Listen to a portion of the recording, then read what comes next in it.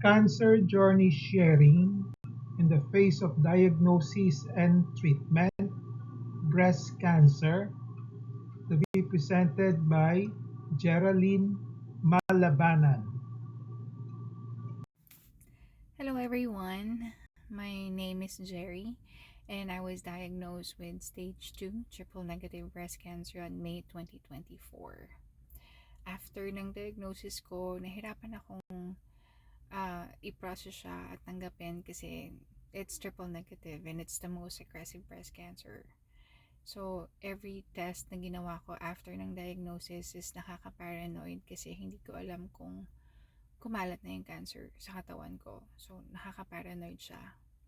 Even before mag-start yung chemo ko, medyo nagpapanik ako kasi by that time, hindi ko naman alam kung ano magiging reaction ng katawan ko once nag-start na yung chemo ko.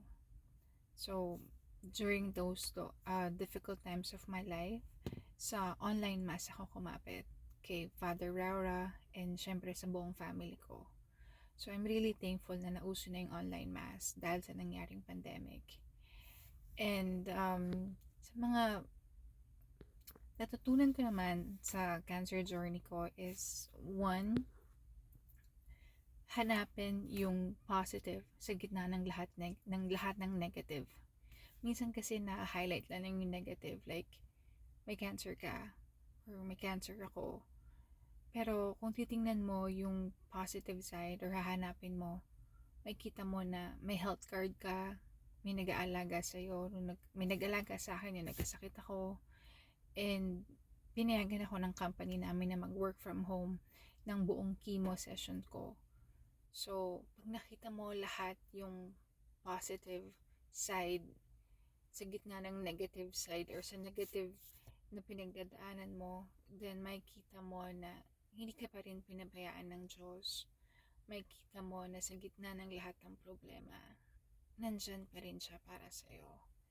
So, pag nakita mo yon, hindi ka na masyadong malulugmok sa pinagdadaanan mo. Kasi nakita mo na nandyan pa rin siya. And another thing is, huwag mong idigdig sa sarili mo na may sakit ka. Live your life and subukan mo maging masaya. Gumawa ka ng future plans. Like, ang nakatulong sa akin is, gumawa ako ng mga plano na makikita ko ulit yung dagat after ng chemo sessions ko. Makikita ko ulit ang makakapag makakasakay ulit ako ng eroplano. Like, mga ganung bagay na something na nilook forward ko after ng chemo session ko, and that really helped. Because I have something to look forward sa future.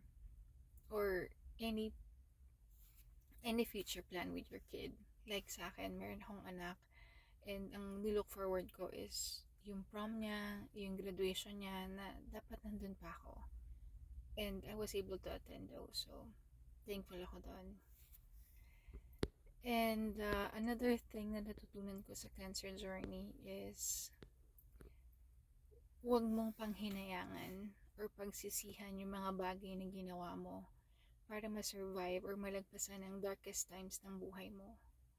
Like, if you shopping ka ng 1 week or naubos na yung sweldo mo kaka-shopping, kumain ka ng cake, kumain ka ng matatamis, kumain ka ng mga bawal, mga ganong bagay. Kung natulog ka ng 3 days, umiyak ka ng 1 linggo, ginawa mo lahat ng bagay na kaya mo, na kailangan mong gawin para malagpasan yon.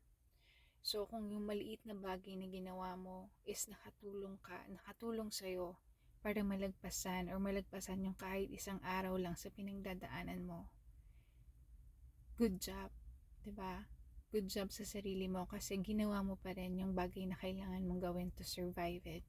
So, wag mong paghinayangan yun. Napaka-importante nun. And live your life. Because alam na nating lahat, life is short. Kung may mga bagay kang gustong gawin, kung may mga bagay kang gustong matutunan, then start now. One thing na natutunan ko is appreciate your life and appreciate what you have and do the things that you like most while you can. Napaka-importante nun. Syempre binago ako ng cancer. Yung katawan ko, yung buhok ko, at yung pananaw ko sa buhay. I'm still thankful every day na nalagpasan ko yung darkest times na yon and nandito pa rin ako kasama ng buong family ko. I'm now back to work and hanggang ngayon naka-fight mode pa din ako kasi ando naman yung fear of recurrence na kailangan ko namang labanan. But I'm taking it one day at a time.